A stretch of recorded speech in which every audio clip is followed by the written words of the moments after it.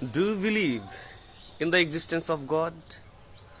Or don't you believe in the existence of any supernatural entity? Do you think yourself religious? Do you think yourself spiritual? Or do you consider yourself to be a materialistic charvaka? Or are you an idealist? Or do you regard yourself as an existentialist? Whatever you think of yourself, until you discover the reality which you believe in, amounts to a big zero. That means everything comes to nothing. Whether you are a particular adherent of a particular religion, whether you are an atheist or a non-believer, whatever you are or whoever you are, it amounts to nothing. Why? Because there is no discovery on your part of those things which are part of your belief system. So whether you follow religion or not, that does not matter until and unless you discover what religion is actually is. What is religion? What is philosophy? What is life? What is psychology? What is literature? What is science? Until you discover them in your deeper dimension of contemplation and meditation, all these bombastic and pompous notions of the existence are null and void, because there is no discovery on your part. So the most debated, the most dwell upon topic is self-discovery or self-knowledge. There are millions of people who are pursuing this view of life in their own way across the world. But self-discovery or self-knowledge, like belief in God, is doing its round. It has also become a part of your belief system that there is self, there is soul, there is ruhu, there is spirit, there is atman. So you begin to believe in it without discovering whether it exists or not at all. So everything that you come upon, you begin to believe in.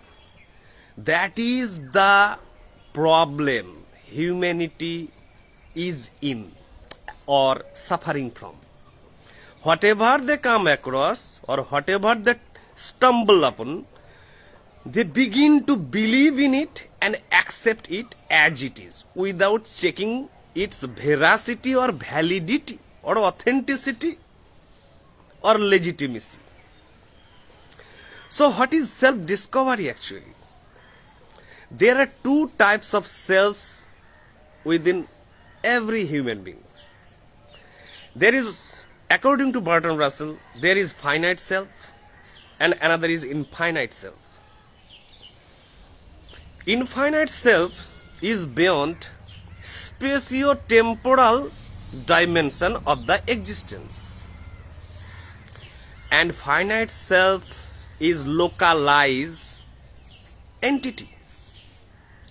So finite self is the nature or the prakriti or the manifestation or everything gross, that is your body, mind, thought process, your memory, your cells, your neurons, all those things are composed of finite self.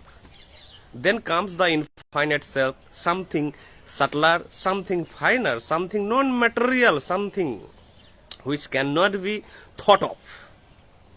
So that is called infinite self. But so far as I know from my own discovery of these two enigmatic, puzzling entities like finite or infinite self. I have known that there is no such thing as finite self. Finite self is also infinite in its nature. How? For this I have to go into a detail which will take a very long time, for which I don't have right now time, because this is a very short video.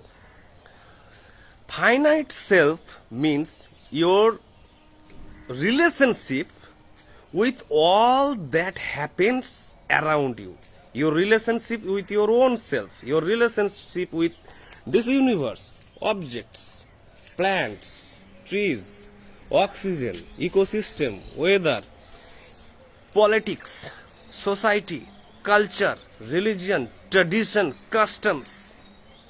Whatever you are surrounded by affects your finite self, which I actually know as infinite self as well.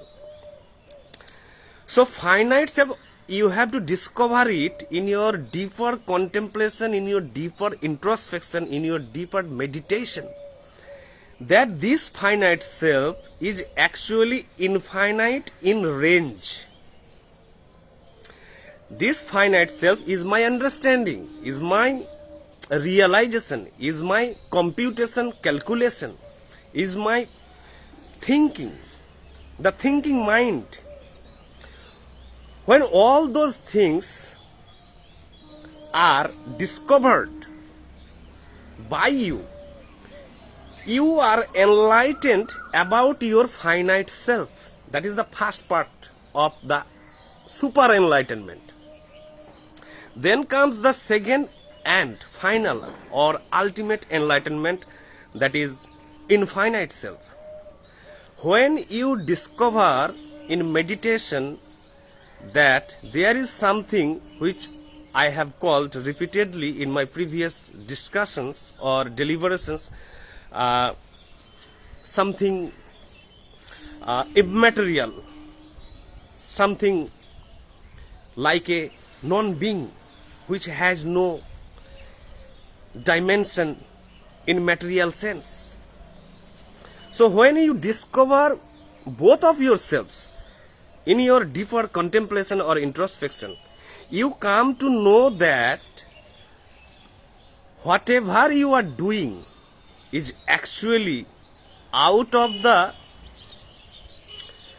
apparent phenomena which is playing out in your consciousness and deceiving you, deluding you into taking them for granted, or into taking them as real, though it is just a play of the external phenomena. So when you discover your own self, both ways, in both ways, that means in the finite way or in the infinite way. Finite self, your this familial self, your social self, your political self, your literary self, your transactional self.